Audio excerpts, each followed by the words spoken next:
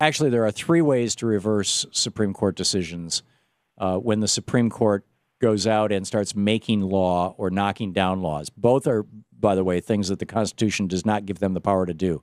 The Supreme Court has so massively exceeded its authority that it's turned the United States from a democratic republic into a constitutional monarchy.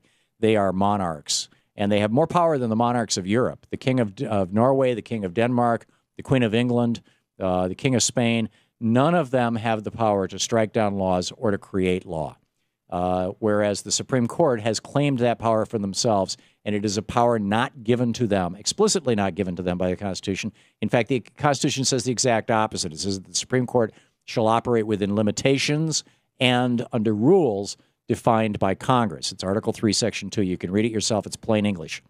So the three ways that you can reverse a bad Supreme Court decision. The first is to amend the Constitution, since the Supreme Court is saying that they are interpreting the Constitution. And if you change what the Constitution plainly says, then the Supreme Court has no choice but to go along with it. And we've done that a number of times, by the way. When the Supreme Court in 1856 under Roger Taney said in the Dred Scott decision that people are property and can be bought and sold, that slavery was constitutional, we, after the Civil War, we amended the Constitution with the 13th, 14th, and 15th Amendments, making, basically invalidating that Supreme Court decision. And we've done that a number of times. That's the most famous example, but we've done that a number of times over the years. So the problem with amending the Constitution is that you have to get two-thirds of the Senate and the House and three-quarters of the states to go along with it. And that's a really high bar. There have been over 29,000 attempts to amend the Constitution that have actually been introduced into Congress since the founding of our republic, yet we've only amended the Constitution 28 or 29 times. So that's a tough lift, but I think it's one that's possible. And the best group out there that's promoting this is called movetoamend.org, and you can open a local chapter in your hometown, right out of your kitchen table or living room by going to movetoamend.org. That's the first way. The second way is Congress can pass a law saying we are regulating the Supreme Court and we are stripping them of their authority to decide on this matter. The Supreme Court may not decide on the matter of abortion. This would be the dream of Rick Santorum. The Supreme Court may not decide on corporate campaign limits. This would be increasingly the dream of pretty much everybody. But Congress doesn't have enough of a spine, and there's not enough of a consensus to make that happen. And the third way that you can change a Supreme Court decision is wait for the makeup of the Supreme Court to change. For the Supreme Court itself, right now, most of these decisions that are really objectionable have been 5-4 decisions or 6-3 decisions, going back to Buckley. I'm not sure. I don't remember what Buckley was.